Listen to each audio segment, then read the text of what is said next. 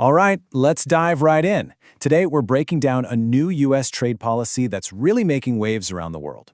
We're talking about Executive Order 14245, a major move focused on Venezuelan oil. So what exactly is this order?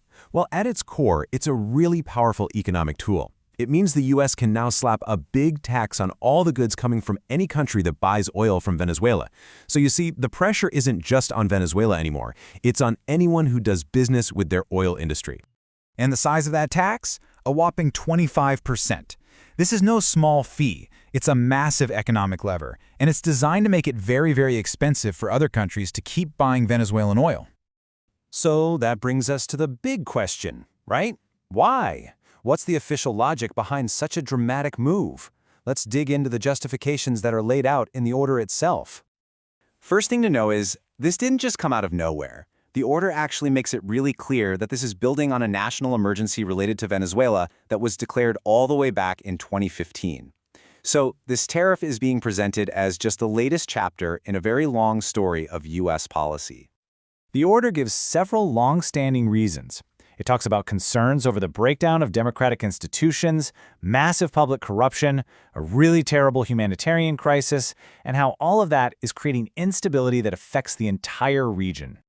But the order also gets into some much more recent and, you could say, politically charged territory. This is a direct quote from the text, and it points a finger at a specific cause, the criminal gang Tren de Aragua, linking their presence in the U.S. to the border policies of the last administration. Okay, so we've talked about the why. Now let's get into the how. How does this tariff actually get put into practice? The whole process is spelled out pretty clearly.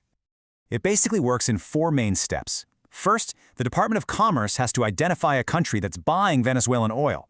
Second, and this part's really crucial, the Secretary of State has the discretion to decide whether or not to actually apply the tariff. It's not an automatic trigger. Third, if they decide to go ahead, that 25% tariff gets applied. And finally, there's an off-ramp. The tariff is designed to go away 1 year after that country makes its last oil import from Venezuela. And as for the timing, wow, this happened fast. The order was signed on March 24, 2025, and it was officially in effect just over a week later, on April 2nd. Of course, a big move like this never happens in a bubble.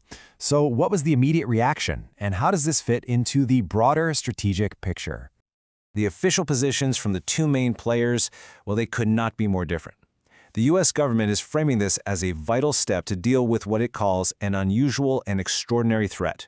Meanwhile, Venezuela's reaction was swift and furious, with its foreign ministry calling the order arbitrary, illegal, and desperate.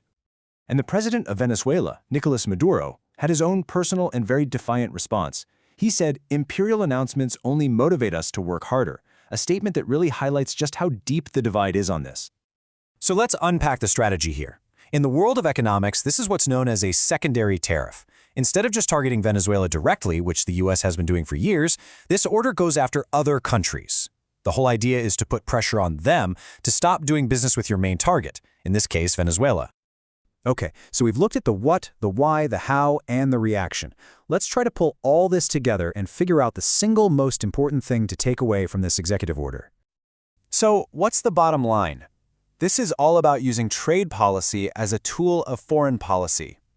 By threatening its own trading partners with tariffs, the U.S. is trying to force them to fall in line with its goals for Venezuela. It's a strategy that uses a whole network of countries to zero in on a single geopolitical target. And that leaves us with one last really big question to think about. This tactic is a pretty significant shift.